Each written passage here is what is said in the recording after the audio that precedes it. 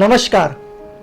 सर्वप्रथम मेरे सभी बड़ों को, भाइयों को और बहनों को जय श्री राम। आज मैं आपके समक्ष एक ऐसा विषय लेकर आया हूं जो सभी को उनके दैनिक जीवन में बहुत ही उपयोगी होगा। यहाँ तक कि हमारे भारत देश के सभी नेताओं को और न्यायाधीशों को एक बार यह वीडियो जरूर देखना चाहिए।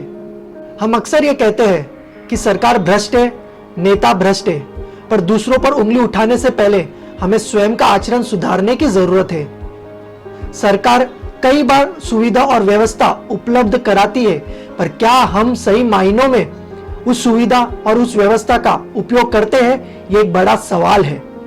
ऐसे कई उदाहरण हैं जिसे हम ये अनुमान लगा सकते हैं कि क्या हम सच में अच्छी सुविधा और व्यवस्था के लायक हैं। उनमें से एक है हमारे मीरा भाईंदर क्षेत्र का भाईंदर ईस्ट और वेस्ट का सबवे, जिसके उद्घाटन के 5 महीने के अंदर लोगों ने पान और गुटखों के धब्बों से उसकी क्या हालत कर रखी है।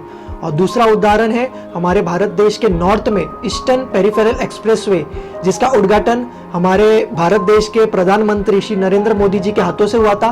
वो उद्घाटन के 15 दिन के अंदर लोगों ने उस पेरिफेरल एक्सप्रेसवे की जो हालत की, उसके सुरक्षा बैरियर्स, जो सर्विस रोड के जो बैरियर्स होते हैं, लोगों ने वो तोड़ दिए। वो प्रोजेक्ट सोलार सेल प्रोजेक्ट था। उस सोलार प्रोजेक्ट के सोलार सेल जिसकी कीमत कुछ 80 लाख के, ऐसे वो सोलार सेल लोगों ने तोड़ दिए।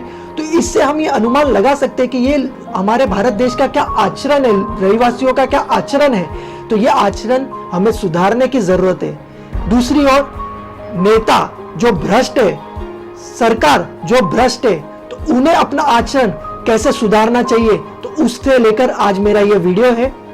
आचरण हमें कैसे सुधारना चाहिए, तो इसकी कमी इसलिए है क्योंकि हमारे अंदर अध्यात्म की कमी है। जब तक हम अपने आप को अध्यात्म के मार्ग पर नहीं लेकर जा सकते, तब तक हमारे आचरण में सुधार नहीं आएगा।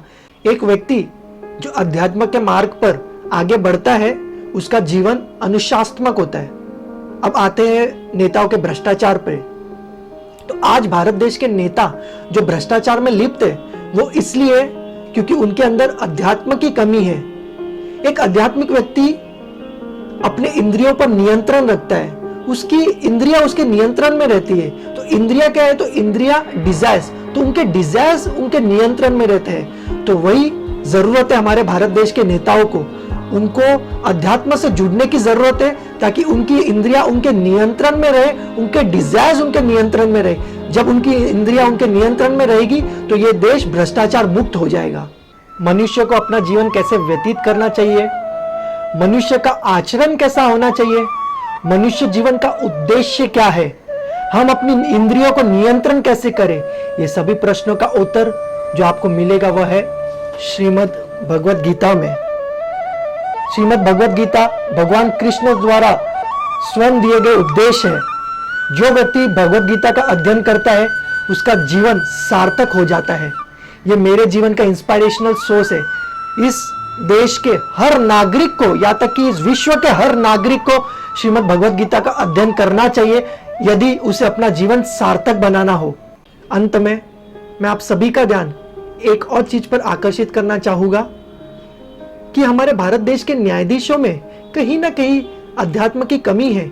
हाल ही में सर्वोच्च न्यायालय द्वारा 2 बड़े निर्णय दिए गए। एक कि समलैंगिक शारीरिक संबंध की अनुमति दी गई, सेक्शन 377 का एक पार्ट सुप्रीम कोर्ट ने स्ट्राइक आउट कर दिया। और सेक्शन 497 व्यभिचार, अडल्ट्री को सुप्रीम कोर्ट ने स्ट्राइक आउट कर दिया। मैं ये कहना चाहूंगा कि समलैंगिक की जो अपनी पहचान है, जो उनकी आइडेंटिटी है, उस आइडेंटिटी के साथ रहने का उनका पूरा अधिकार है। उस आइडेंटिटी के लिए उन्हें प्रताड़ित नहीं किया जा सकता, उनको डिस्क्रिमिनेट नहीं किया जा सकता, उनके साथ भेदभाव नहीं किया सकता, ये उनका अधिकार है। किंतु उनकी जो डिमांड है, जो उनकी मांग है कि हमें शारीरिक संबंध स्थापित करने की अनुमति दी जाए, उसको देखकर जो सुप्रीम कोर्ट ने जो निर्णय दिया है, इस पर कहीं उनकी आध्यात्मिक उन्नति नहीं होने वाली है, क्योंकि it is on the material level. इसे भौतिक दृष्टि से देखा जाए तो बस एक क्षण भर की शारीरिक सुख भोगने की जो उनकी मांग थी, उसमें कहीं भी उन्हें स्पिरिचुअलिटी के मार्ग पर उन्नति नहीं मिलेगी। दूसरी ओर जो सेक्शन 497 है, उसमें जो व्यभिचार के संबंधित जो सुप्रीम कोर्ट का जो निर्णय था, व्यभिचार अगर सनातन धर्म में देखा जाए तो सनातन धर्म में 4 तरह के पापों को त्याग कर मनुष्य को भगवान की भक्ति करनी चाहिए, उसमें से एक पाप व्यभिचार है। अगर व्यभिचार की अनुमति सुप्रीम कोर्ट ने दे दी है तो इससे पूरा मैरिज इंस्टीट्यूशन खत्म हो जाएगा, जो सैंक्टिटी ऑफ मैरिज है वह खत्म हो जाएगी। तो भौतिक दृष्टि से देखा जाए तो क्षण भर के शारीरिक सुख के लिए ही बढ़ावा दिया जा रहा है। एक आदमी और एक औरत दोनों पवित्र वैवाहिक जीवन में इसलिए आते हैं ताकि वे मिलकर सात्विक संतानों की उत्पत्ति कर सके और वे संतान उनके कुल परंपरा में भाग ले, धार्मिक कामों में भाग ले। किंतु ये सब शायद सर्वोच्च न्यायालय के न्यायाधीशों के समझ के परे है।